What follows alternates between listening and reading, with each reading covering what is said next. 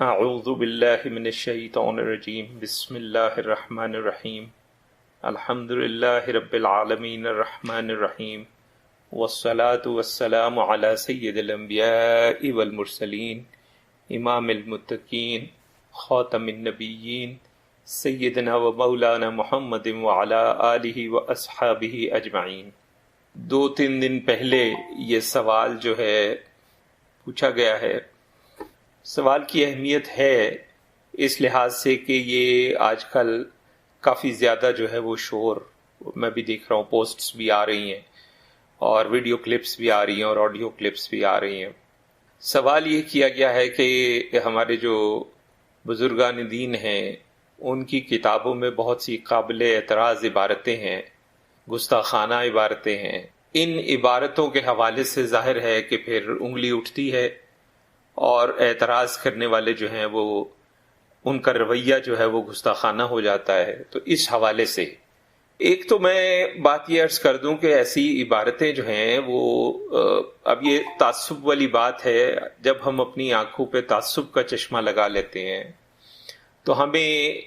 کوئی ایک چیز ایک طرف تو نظر آتی ہے لیکن اس کا ایک عام جو چلن ہے وہ نظر نہیں آتا۔ یہ جو عبارتیں ہمیں بزرگان دین کی کتابوں میں نظر آ رہی ہیں، سب سے پہلے تو میں عرض کروں یہ عبارتیں صرف بزرگان دین کی کتابوں میں نہیں ہیں، یہ ہماری تفاسیر میں بھی ہیں، ہماری کتب احادیث میں بھی ہیں، اور بے تحاشا جو مختلف ہمارے پاس روایات جن کتابوں میں اکٹھی ہوئی ہیں ان کے اندر اس طرح کی عبارتیں اور اس طرح کے واقعات جو شدید گستاخانہ نوعیت کے ہیں وہ اس کے اندر موجود ہیں۔ اب اس میں جیسے میں ایک چھوٹی سی مثال دوں، آپ کو یاد ہوگا وہ جو ہم نے برج سریا کے حوالے سے ایک گفتگو کی تھی۔ اب اس کے اندر آپ کو یاد ہوگا میں نے بڑی اللہ کے فضل سے الحمدللہ امام طحاوی رحمۃ اللہ علیہ کی تحقیق کے حوالے سے بڑا واضح کر دیا تھا کہ وہ معاملہ کیا ہے۔ لیکن وہ جو اصل معاملہ ہے جو وہ اٹھا تھا مسئلہ، وہ اس لیے اٹھا تھا کہ اس قسم کی گفتگو ہماری کچھ تفاسیر میں واقعی موجود ہے۔ اسی طرح بہت سے اور واقعات ہیں جو ہماری تفاسیر میں اور ہماری کتب احادیث میں موجود ہیں۔ اب وہی ہے کہ جس نے تعصب رکھنا ہے اس نے وہ تفاسیر میں ہیں، اس کو تو اس نے بات نہیں کرنی، اور وہ حدیث میں کتب حدیث میں ہیں اس پہ بات نہیں کرنی، اور اگر بات کرنی ہے تو اس پہ تعویل کرنی ہے اور اس پہ اس کو پھر جسٹیفیکیشن دینی ہے۔ لیکن چونکہ اس کی بزرگان دین سے اس کا تعصب ہے اس لیے اس نے بزرگان دین کی کتب میں سے وہ اٹھا کے تو بزرگان دین جو ہے ان کے کردار پہ اور ان کے ایمان پہ اس نے جو ہے وہ سوال کرنا ہے۔ پہلے بھی اگر آپ کو یاد ہو تو جب علوم الحدیث کی ہم بات کر رہے تھے، جو کہ رمضان میں ہمارا دوبارہ ریزیوم کرنے کا ارادہ تھا، تو وہ بس کچھ تھوڑا سا طبیعت کی میری ناسازی کی وجہ سے ہم نہیں کر سکے، جب کرتے ہیں انشاءاللہ۔ تو اس کے اندر بھی یہ بات بڑی واضح طور پہ علوم الحدیث میں بھی اور علوم القرآن کے اندر بھی میں نے آپ دوستوں کے ساتھ جو ہے وہ بیان کی تھی، اور وہ میں نے بیان کی تھی کہ ہمارے ائمہ جو ہیں ان کو میں عام طور پہ 2 طرح کی کیٹیگریز میں ان کو میں تقسیم کرتا ہوں۔ ایک تو وہ ائمہ ہیں جنہوں نے روایات اکٹھی کی ہیں، ان کا تجزیہ نہیں کیا ہے، ان کو کوئی انالیسز نہیں کیا ہے اور پھر اپنی رائے نہیں دی ہے، اور ایک وہ ائمہ ہے جنہوں نے نہ صرف اکٹھی کی بلکہ ان کا تجزیہ بھی کیا اور پھر اس پہ اپنی رائے بھی دی۔ اب یہ 2 مختلف باتیں ہیں۔ ہمارا مسئلہ یہ ہو گیا کہ ہم نے کچھ عرصے سے ہمارا جو طبقہ علماء کا اور مفتیان کا بھی ہے، اور آج کے زمانے کے جو دینی ہمارے جو اسکالرز جن کو ہم کہتے ہیں وہ جو ہیں ان کا بھی یہ انداز یہ ہو گیا کہ ہم یہ بات کرتے ہیں فلاں نے کہا ہے۔ اب اگر فرض کریں کہ ہم کہہ دیں کہ جی یہ بات جو ہے یہ جیسے وہ جو برج سریا والی بات ہوئی تھی تو وہ تفاسیر میں جیسے تفسیر مظہری میں بھی اس کا تذکرہ ہے، جب ہم نے گفتگو کی ہم نے اس کا بالکل کوئی حوالہ نہیں دیا۔ اس کی وجہ یہی ہے کہ تفاسیر کے اندر اور کتب حدیث میں سوائے اس کے کہ اگر وہ جو لکھنے والے یا وہ جو جنہوں نے اکٹھی کی ہیں احادیث انہوں نے اس پہ اگر تجزیہ کیا ہے اور تجزیہ کرنے کے بعد کوئی اپنا پھر بعد میں اس میں نقطہ بھی بیان کیا ہے، سوائے ایسے معاملات کے باقی جتنی بھی یہ کتابیں ہیں ان سب کتابوں کے اندر بنیادی طور پہ روایات کو جمع کیا گیا۔ یہی وجہ کہ آپ دیکھیے کہ جو پرانے حوالے ملتے ہیں تفاسیر کے بھی اور بھی جتنی ہماری اسکالرلی بکس ہیں کلاسک جنہیں ہم کہتے ہیں، اس کے اندر آپ دیکھیں گے کہ اس کے اندر بہت زیادہ تفصیل نہیں ہوا کرتی تھی، بڑی ٹو دا پوائنٹ، بڑی گفتگو جو ہے وہ بڑی مختصر ہوتی تھی. ابھی مثلا ابھی موجودہ دور کی کوئی تفسیر اٹھا کے دیکھ لیں کسی بھی مکتبہ فکر کی، آپ دیکھیں گے جی کہ بسم اللہ الرحمن الرحیم کی تفسیر میں پتہ چلا جی 50 صفحے لکھے ہوئے. ہر قسم کی روایات اکٹھی کی گئی ہیں، اور ان روایات میں اس چیز کا تجزیہ نہیں کیا گیا کہ کون سی روایت صحیح ہے، کون سی حسن ہے، کون سی متواتر ہے، کس پہ ضعف کا الزام ہے، کس پہ جھوٹ ہونے کا الزام ہے. ایسا کوئی اہتمام ان کتابوں میں نہیں کیا گیا. یہ ہمیں سمجھنا چاہیے. اسی لیے آپ کو یاد ہوگا، آپ میں سے جب بھی کوئی مجھ سے کہتا ہے کہ میں نے فلاں کتاب پڑھنی ہے یا فلاں کتاب پڑھنی ہے، جیسے مثال کے طور پہ آپ کہیں جی میں نے بخاری پڑھنی ہے، تو میں آپ سے یہی آپ کو مشورہ دیتا ہوں کہ آپ بخاری پڑھنے کی بجائے بخاری کی کوئی اچھی شرح پڑھیں. جیسے امام ابن حجر عسقلانی رحمۃ اللہ علیہ نے شرح لکھی، بہت خوبصورت شرح ہے، آپ وہ پڑھیں براہ راست بخاری پڑھنے کی بجائے. اسی طریقے سے امام نبی نے کچھ جو ہے وہ شرح لکھی کسی کتاب کی، تو یہ مستند نام ہے، وہ شرح دیکھنے کی ضرورت ہے بجائے اس کے کہ ہم براہ راست کتاب کو دیکھیں، کیونکہ اگر کتاب کے اندر تجزیہ نہیں ہوا تو مشکل ہے. یا اگر کوئی ایسی کتاب ہے جس کی تخریج ہوئی ہے اور اس کے اندر باقاعدہ اس پہ حاشیہ بن گیا ہوا ہے کہ بھئی یہ روایت جو ہے یہ قابل قبول ہے اور یہ روایت جو ہے یہ قابل قبول نہیں ہے، یہ حدیث جو ہے یہ صحیح ہے، یہ حدیث جو ہے اس پہ جھوٹ ہونے کا الزام ہے، یا تو اس طرح کی تحقیق ہوئی ہو تو پھر تو ٹھیک ہے. ورنہ جب ہم عام طور پہ مثلا تفسیر ابن کثیر اٹھا لیں، بے تحاشا اسرائیلیات ہیں اس کے اندر، تفسیر طبری کی اٹھا لیں یا تاریخ طبری کی اٹھا لیں یا تاریخ ابن کثیر کی اٹھا لیں، آپ کوئی بھی اس قسم کی کتابیں، جلالین دیکھ لیں، جلال الدین سیوطی کا کام دیکھ لیں، آپ جتنی بھی ایسی کتابیں اٹھائیں گے اس کے اندر آپ کو ہر قسم کی روایت ملے گی. امام غزالی رحمۃ اللہ علیہ کی کتابیں دیکھ لیں، ہر قسم کی اس میں روایت ملے گی، اس پہ تجزیہ نہیں ہوا، انہوں نے چیزیں اکٹھی کی ہیں. تو سب سے پہلے تو آپ کو یہ سمجھنا ہے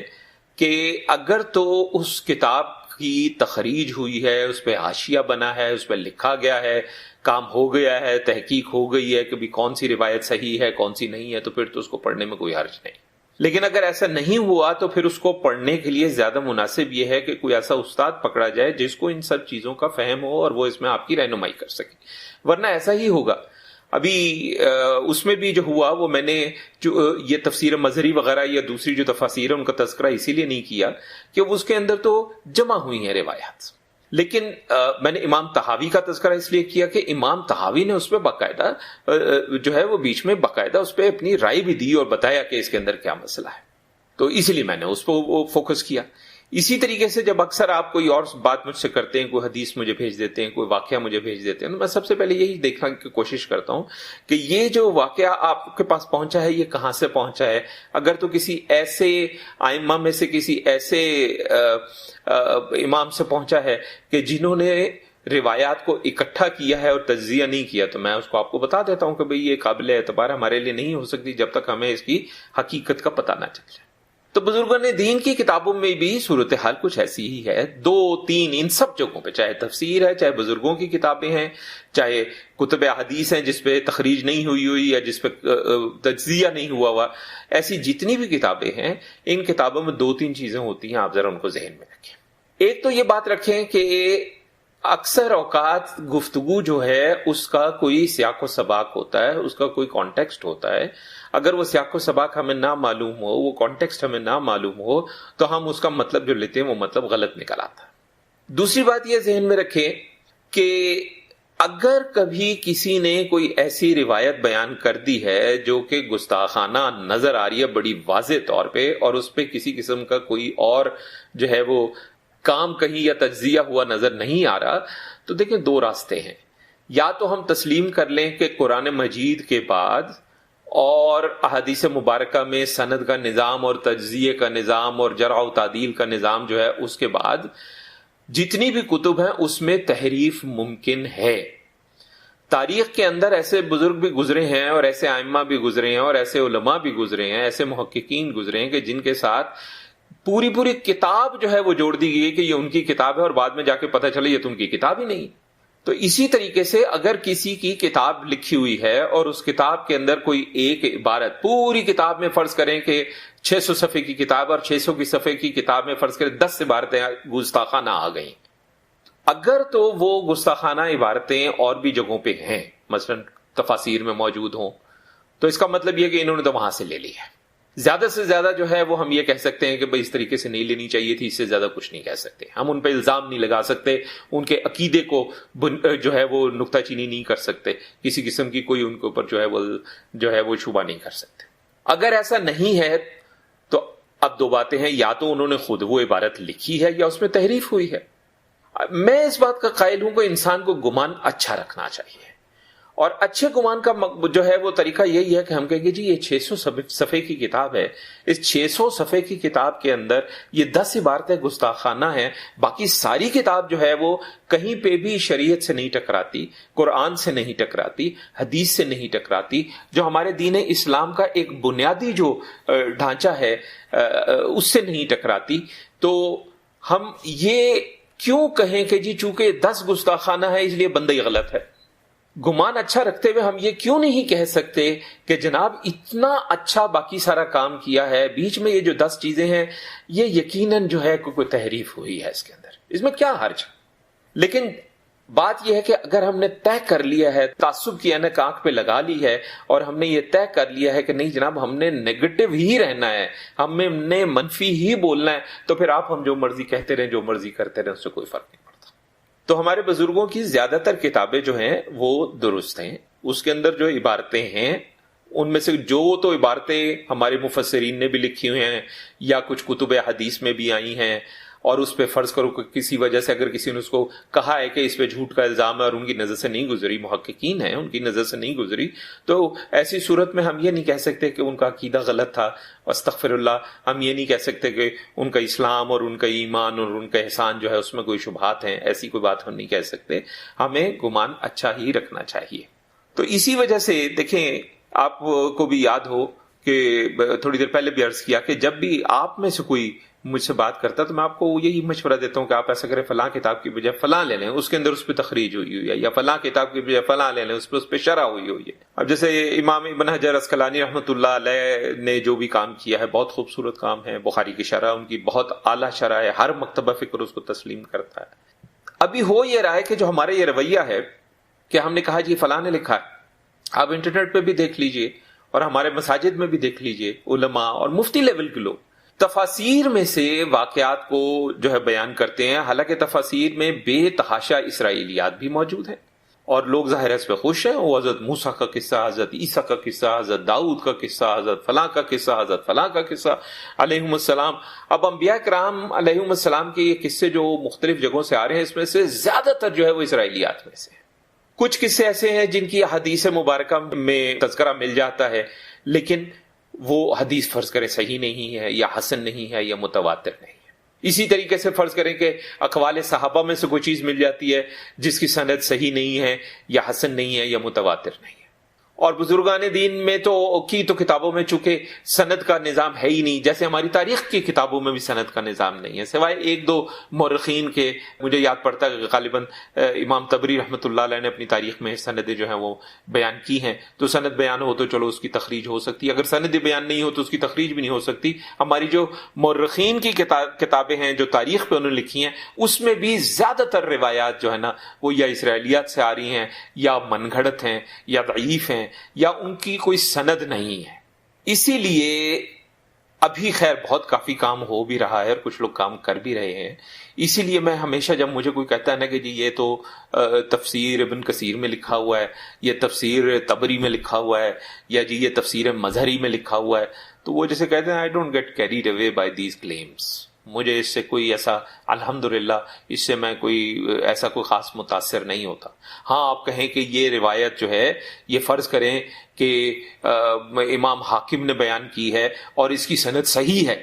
اب میں متاثر ہوتا ہوں، بالکل ٹھیک بات ہے. میں نے امام حاکم کا تذکرہ اسی لیے کیا کہ اگر میں بخاری مسلم کہوں تو اکثر لوگ ہمارے یہاں تو بخاری مسلم صرف کہہ دو تو بھی الزام لگا دیتے ہیں کہ جی بخاری مسلم کے علاوہ کسی کو مانتا ہی نہیں. آپ خطیب بغدادی کی کتاب میں سے کوئی مجھے صحیح روایت لا دیجئے، آپ مجھے آلوسی کی کتاب میں سے کوئی صحیح روایت لا دیجئے، مجھے آپ امام طحاوی کی کتاب میں سے کوئی صحیح روایت یا حسن یا متواتر لا دیجئے، میں ہنس کر اس کو جو ہے وہ قبول کروں گا انشاءاللہ. ایسی کون سی بات ہے؟ لیکن خالی اس بنیاد پر کہ فلاں نے لکھا ہے، فلاں نے لکھا ہے. اب آپ کہیں کہ جناب ولی فلاں بزرگ ہیں آپ کے، ان بزرگوں نے اپنی فلاں کتاب میں یہ چیز لکھی ہے.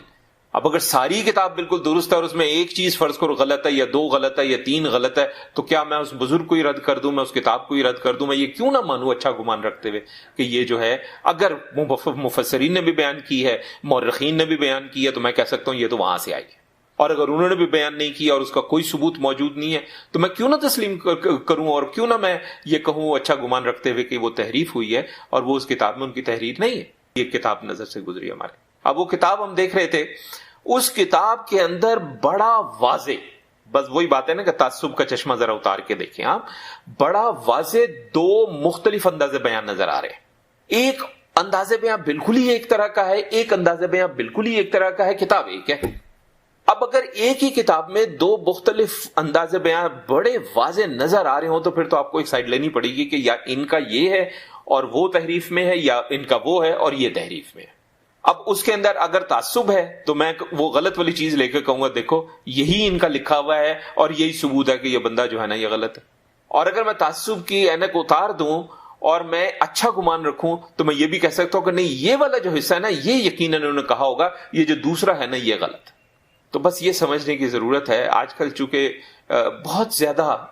سوشل میڈیا نے جہاں بہت فائدے پہنچائے ہیں وہ بہت زیادہ نقصان بھی پہنچایا ہے، اور اس میں ایک بہت بڑا نقصان جو مجھے نظر آ رہا ہے وہ یہی نظر آ رہا ہے کہ جناب ہم بغیر تحقیق کے فلاں نے کہا ہے، فلاں نے کہا ہے، فلاں کتاب میں لکھا ہے، فلاں کتاب میں لکھا ہے، کئی بار کتابوں کے مختلف نسخے ملتے ہیں وہی آپس میں میچ نہیں کرتے۔ تو اس لیے اس سے پریشان ہونے کی ضرورت نہیں ہے۔ ہمارے بھائی جنہوں نے مجھے یہ کہا تھا کہ اس پہ گفتگو کروں، ان کو بھی میں تسلی دیتا ہوں۔ بزرگان دین کی اگر ساری کتاب بالکل ٹھیک ہے، اس میں 2 4 5 عبارتیں غلط ہیں، اور اگر تو وہ عبارتیں مفسرین نے یا مورخین نے بھی بیان کی ہیں تو بھی اس اللہ کے بندے پہ جو ہے الزام نہیں آ سکتا، سوائے اس کے کہ آپ کہہ سکتے ہیں کہ ان کو نہیں دینی چاہیے تھی، بس اس سے زیادہ نہیں۔ اور اگر انہوں نے نہیں دی ہے اور بالکل اور کوئی اس کا حوالہ موجود نہیں ہے تو پھر بھائی میں تو اچھا گمان رکھتے ہوئے یہی سمجھتا ہوں کہ وہ تحریف ہوئی ہے، اور میں یہ منفی سوچ نہیں رکھنا چاہتا کہ یار اگر ایک غلط ہے تو کیا پتہ ساری کتاب غلط ہو۔ میں کہتا ہوں اگر ساری کتاب جو ہے وہ دین اسلام کے بنیادی اصولوں سے نہیں ٹکرا رہی ہے تو اس میں جو 5 عبارتیں ٹکرا رہی ہیں ان عبارتوں میں یا تحریف ہوئی ہے یا کئی مورخین سے یا مفسرین سے یا اور کہیں سے وہ عبارتیں آ گئی ہیں۔ ایسی صورت کے اندر مجھ پہ لازم نہیں ہے کہ میں اس کی بنیاد پہ اللہ معاف کرے اس کتاب کا بھی رد کر دوں اور اس اللہ کے بندے کا بھی رد کر دوں۔ بس یہ بات آپ ذہن میں رکھیے گا، میرا تو بڑا سیدھا سا اس میں نقطہ نظر ہے۔ تو اللہ تعالیٰ ہمیں توفیق عطا فرمائے اصل بات کو سمجھنے کی، تحقیق دین میں کس طریقے سے کی جاتی ہے۔ میں انشاءاللہ مجھ سے یہ بھی سوال کیا گیا تھا پچھلے دنوں، آپ کو یاد ہوگا کسی جو آف ریکارڈ ہماری گپ شپ چل رہی تھی تو اس میں کسی نے کہا تھا کہ یہ آپ تحقیق کرتے کیسے ہیں۔ میں انشاءاللہ اس پہ بھی کسی وقت اللہ نے چاہا تو آپ کے ساتھ گفتگو کروں گا، میں آپ کو بتاؤں گا کہ جب آپ مجھ سے سوال کرتے ہیں تو میں یہ چیزیں کیسے تلاش کرتا ہوں، کہاں سے تلاش کرتا ہوں، کن چیزوں کو میں ذہن میں رکھتا ہوں، تو انشاءاللہ اس سے بھی آپ کی تربیت کا اچھا سامان پیدا ہوگا۔ وصلی اللہ علی خیر خلقہ سیدنا و مولانا محمد وعلی آلہ و اصحابہ اجمعین برحمتک یا ارحم الراحمین۔